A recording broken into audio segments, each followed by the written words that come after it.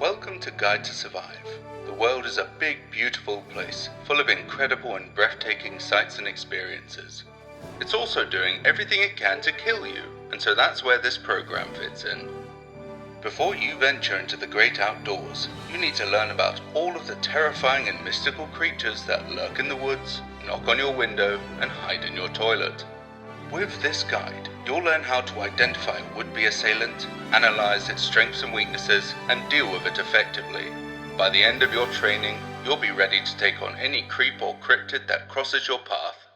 So here's to you, and the great adventure that lies ahead. Let's begin. Target analysis.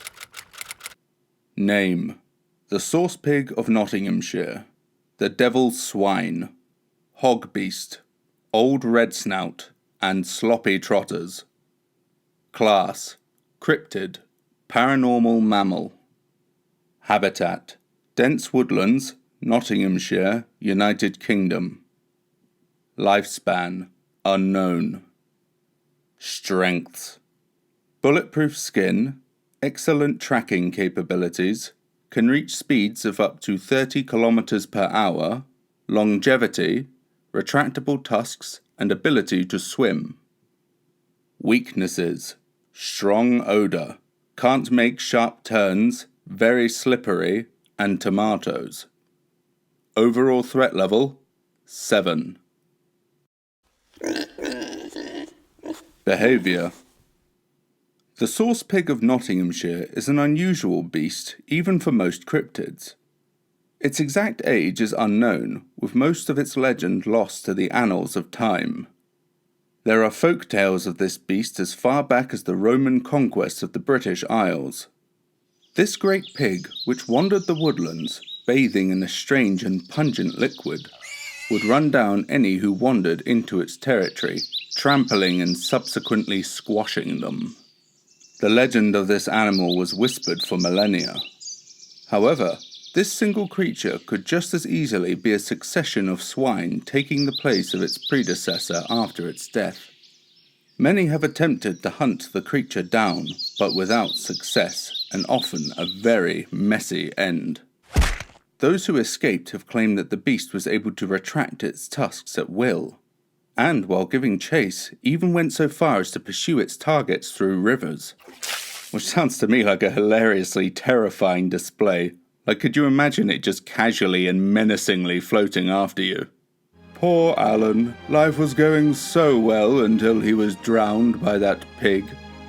So, farmers throughout the centuries in the county of Nottinghamshire have told of being terrorised by a large creature destroying their property.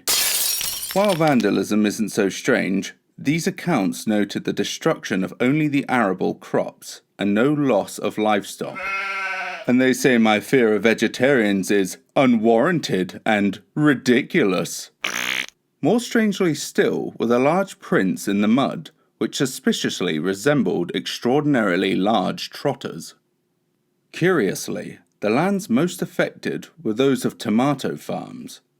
While the legend of this creature dates back to ancient times, the tomato attacks only began to occur in recent years. Interestingly, its name, the Sauce Pig, is actually one of its more recent titles.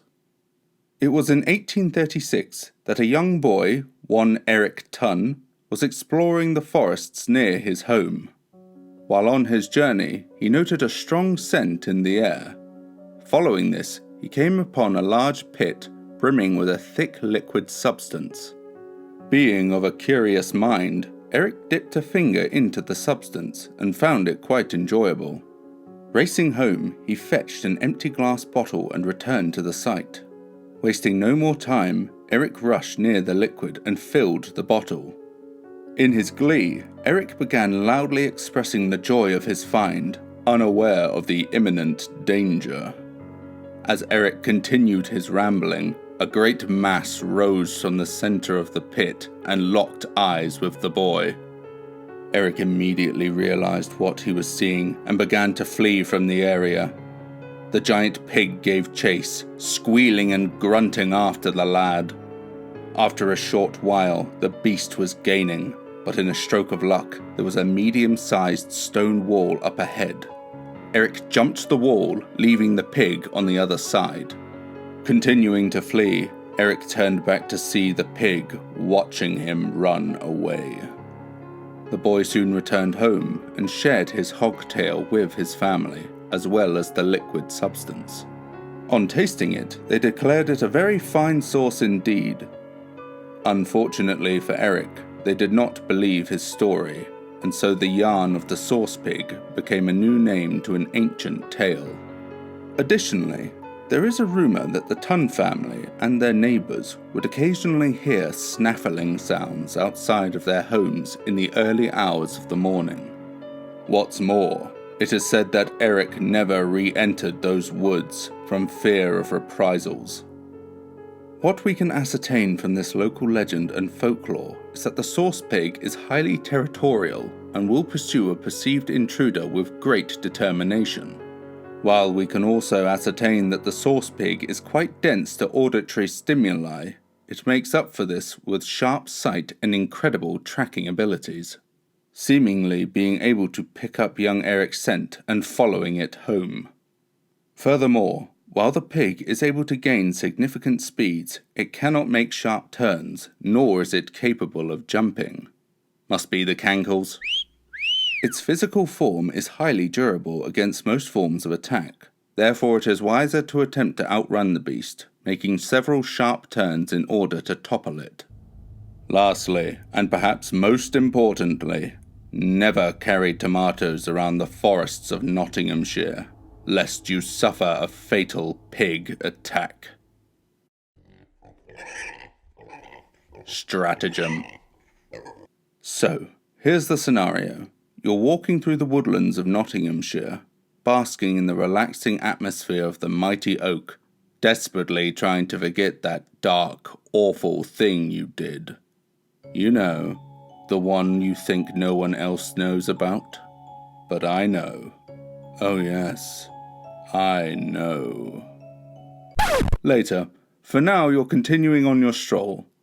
While walking, you notice a strong scent in the air. You follow the smell until you come across a large, muddy pit. However, upon closer inspection you realize that it isn't mud. It's sauce. As reality hits, an unusually large swine emerges from the pit. It's the sauce pig. It's seen you observing it, and now it's mad. Your plan of attack. Firstly, back away. If you're lucky, the sauce pig will be in a good or lazy mood, in which case you may be allowed to go free. Secondly, run amok. Clearly you've antagonized the bloody pig, so now we have this to deal with. Run as fast as you can and use a serpentine maneuver around every tree you can. Confuse the pig and get it off balance. Thirdly, slip and slide. While desperately trying to catch up to you, the sauce pig will clumsily navigate the trees until it loses balance and slips over. Fourthly, hog tie. Quickly, now that it's fallen over, roll it onto its back and tie it up with the tactical Jar 19 multi-purpose rope. And make sure those knots are exactly how I taught you. You're being graded on presentation as well as practicality. Fifthly, brilliant work. That pig isn't the only slippery character here. Pop quiz. Question number 1. Does the sauce pig sustain a herbivore diet? Question number 2. Is it true that the sauce pig can swim? Question number 3. Does the sauce pig often wander outside of its territory? Question number 4. Is the sauce pig a historically recent cryptid? Question number 5. Is the sauce pig known to crush its victims? Answers. Question number 1. Does the sauce pig sustain a herbivore diet? Answer, yes. While the sauce pig is not above fighting animals and humans, it will only eat vegetables. Question number 2. Is it true that the sauce pig can swim? Answer, yes. The sauce pig is a strong and efficient swimmer. Question number 3. Does the sauce pig often wander outside of its territory? Answer: no. For the most part, the sauce pig will remain in its home, joyfully wallowing away. It will only leave in order to pursue an intruder or when moving into a new habitat. Question number 4. Is the sauce pig a historically recent cryptid? Answer: no. There are legends of the sauce pig that date back as far as the Roman conquest of the British Isles. Question number 5. Is the sauce pig known to crush its victims? Answer: yes. The sauce pig's preferred means of attack is to crush its targets, making them into a sauce of their own. If you scored 0 to 1, then you've met a very saucy end. If you scored 2 to 3, then you might be alive, but you'll never look at bacon the same way ever again. And if you scored 4 to 5, terrific work! I can tell you've handled a few hogs in your day. Conclusion.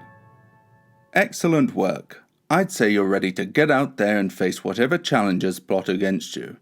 And if you're not, then don't worry. You can rewatch these survival guides as much as you like. And they're non-refundable. I'm very proud of the progress you've made, and I know you're going to take the future in your stride. I've got a good feeling about you, George Orwell. Get it? Good luck, and don't die!